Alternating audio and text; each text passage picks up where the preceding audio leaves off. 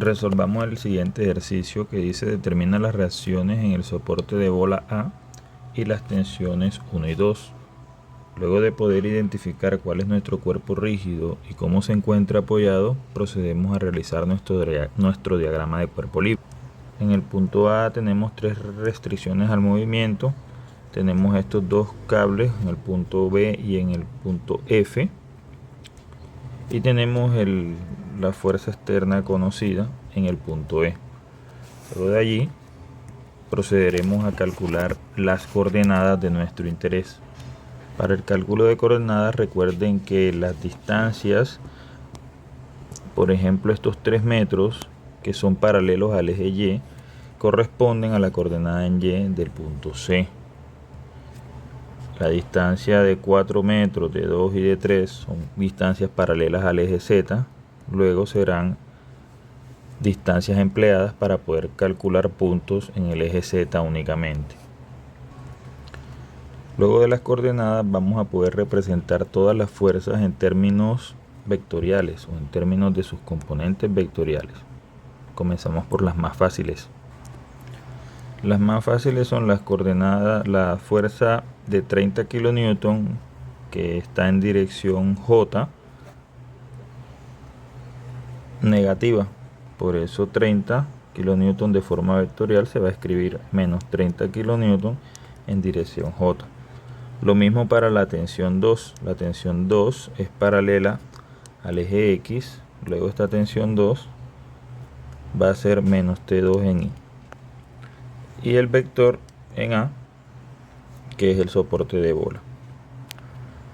Entonces vamos a poder representar ahora la tensión número 1 de la siguiente manera.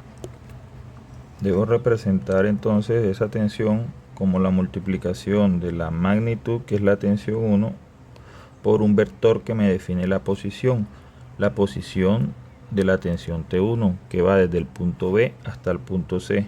Quiere decir que en el numerador vamos a colocar la distancia y en el denominador su norma.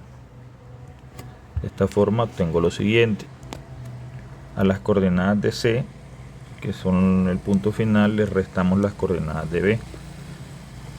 A las de B les restamos las de C. Entonces 0, a las de C, perdón, les restamos las de B. Entonces 4 menos 0, 4 en Y, 3 menos 0, 3 en J, y 0 menos 9 en K.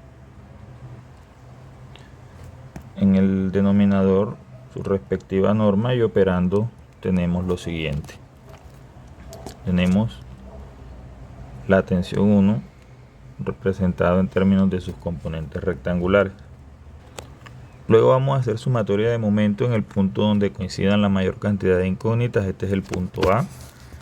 Entonces tendríamos 3 fuerzas que generan momento respecto al punto A, que sería la de 30 kN y las 2 tensiones. Luego tendremos 3 términos allí.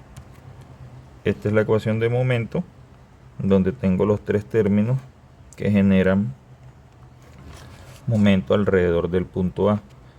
Estos productos cruz los resolvemos con un determinante para cada uno de ellos. Tenemos los determinantes, por lo menos para el primer término. Notemos que acá es la distancia R desde A hasta E, es decir, a las coordenadas de E les restamos las de A. En el segundo, estas son las coordenadas o la distancia de las coordenadas de F menos las de A, y para acá son las coordenadas de B menos las de A.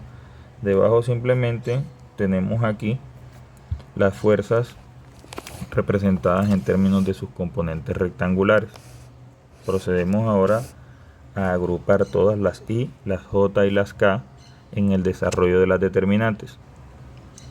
Agrupando las coordenadas en Y o las direcciones en Y, tenemos esta ecuación de la cual podemos despejar la tensión número 1.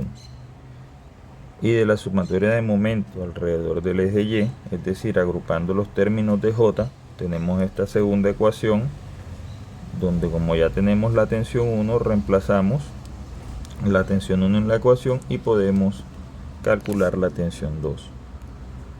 Luego desarrollamos sumatoria de fuerzas en X, en Y y en Z para calcular lo que es A sub X, A sub Y y A sub Z de la siguiente forma. Listo. De esta forma hemos desarrollado nuestro ejercicio.